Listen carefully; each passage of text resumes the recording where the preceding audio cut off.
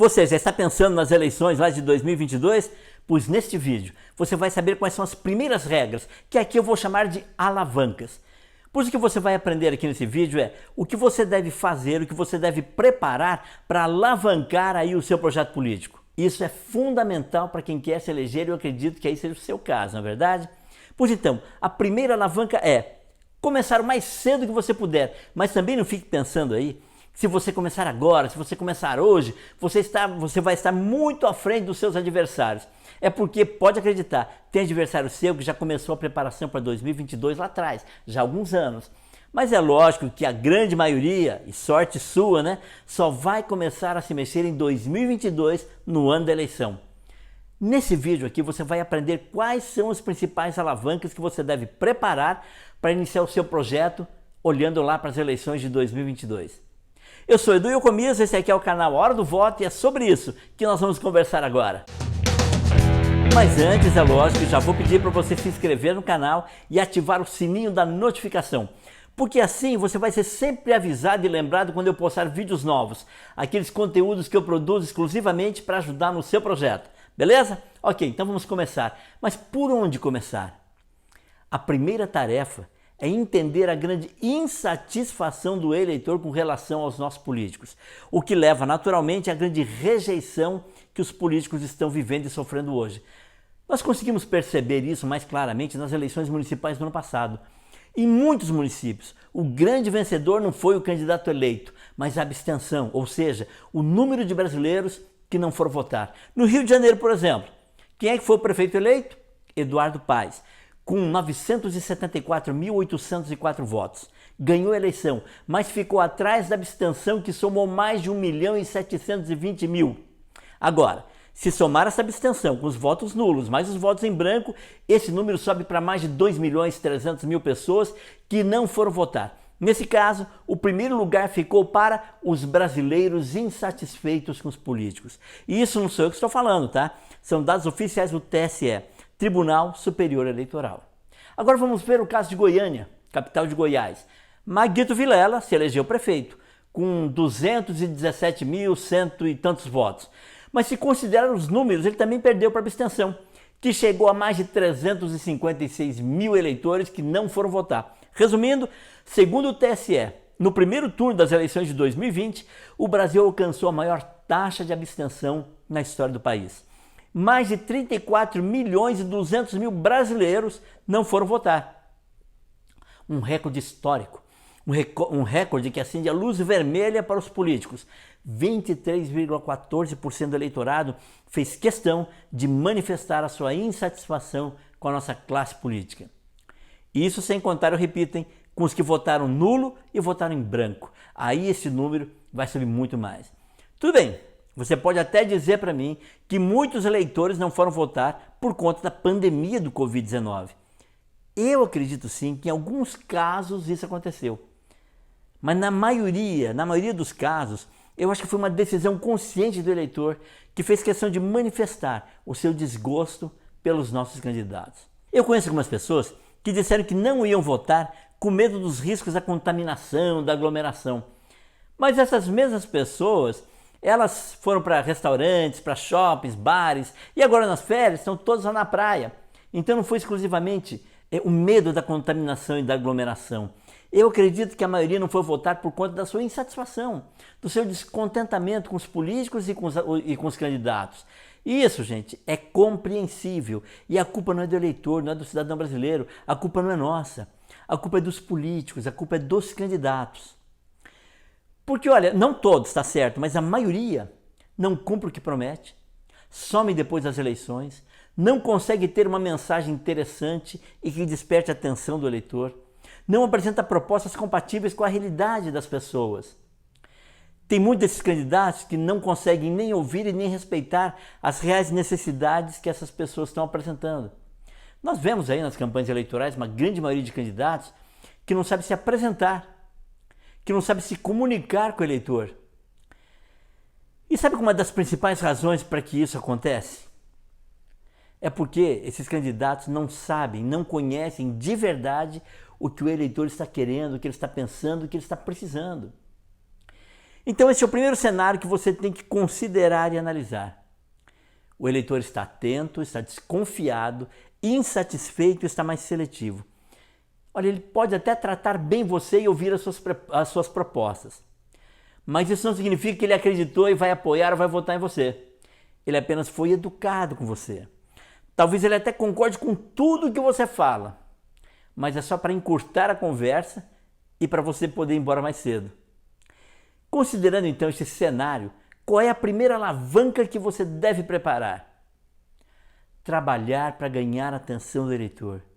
Depois da atenção, trabalhar para conquistar a confiança dele. E só depois, lá na frente, você estará mais qualificado para pedir o voto desse eleitor. E como é que você vai fazer isso? Defina a sua causa, defina a sua bandeira, o seu tema. Defina qual segmento, qual setor, qual nicho que você vai representar. É isso que vai fazer com que as pessoas recebam você e ouçam você com mais atenção. E por que você acha que isso acontece?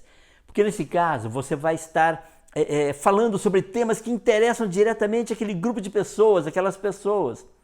Falar sobre assuntos e propostas muito genéricas, isso é muito vago. E por isso mesmo as pessoas não vão prestar atenção em você. E é bem provável que em pouco tempo elas nem se lembrem do seu nome. Então, vamos usar aqui alguns exemplos. Olha, sobre os problemas e soluções da educação, com quem você tem que conversar? Com professores e pais de alunos. Sobre problemas da saúde pública, você vai conversar com quem? Com profissionais da saúde e com usuários do SUS. E sobre os avanços que o esporte tanto precisa aí na sua cidade? Converse com atletas, esportistas, com incentivadores de esporte. Ouça e aprenda com essas pessoas. E aí isso leva a gente à segunda alavanca. Vá conversar com as pessoas. Elas é que sabem quais os problemas mais importantes e urgentes. O eleitor não quer mais ficar só ouvindo as conversas políticos. O eleitor quer falar e principalmente quer ser ouvido. O bom político, o novo político, ele tem que entender que ele é simplesmente um representante do cidadão. Entenda que você, por mais importante que seja o cargo político que você esteja ocupando, você não é o dono desse cargo. É apenas alguém que está lá temporariamente representando quem? O cidadão, o munícipe, o eleitor, as pessoas. Conheça e entenda de verdade quais são as dores, quais são as demandas reais e prioritárias da população. Ou então de um segmento, de um setor, de um nicho, ou de uma região, da cidade ou do seu estado. Só assim você vai conseguir se comunicar de forma efetiva com as pessoas. Vá lá conversar e aprender com elas. Depois você volta para continuar essa conversa que você já começou, mas agora você já volta lá para apresentar algumas ideias para ajudar naqueles problemas que aquelas pessoas apontaram. E assim você segue se comunicando com esses grupos sempre. E sempre perguntando, e sempre ouvindo, e sempre aprendendo e apresentando propostas, ideias e soluções para que as pessoas, os eleitores, possam dar as suas opiniões, as suas sugestões, as suas críticas. É assim que você vai construir um relacionamento mais sólido e duradouro. Até aqui, você já conseguiu entender a importância de duas alavancas fundamentais para a sua preparação para 2022, que foram, primeiro, entender o ambiente eleitoral, entender o humor do eleitor, entender e respeitar a insatisfação e a indignação desse eleitor com relação à política. E como se aproximar dele de forma verdadeira, de uma forma mais ética, de uma forma mais transparente. Segundo, entender que a comunicação política efetiva só acontece quando você sabe o que você deve dizer e para quem você vai dizer. Esta clareza vem do seu conhecimento das dores, das angústias, dos sonhos e das demandas do eleitor. É assim que a sua mensagem vai despertar o interesse e a atenção das pessoas. Bom, agora nós vamos passar para a terceira alavanca da sua preparação para 2022. O planejamento, que é aquele momento de organizar tudo, tá? E quando eu digo tudo, eu estou me referindo a quê?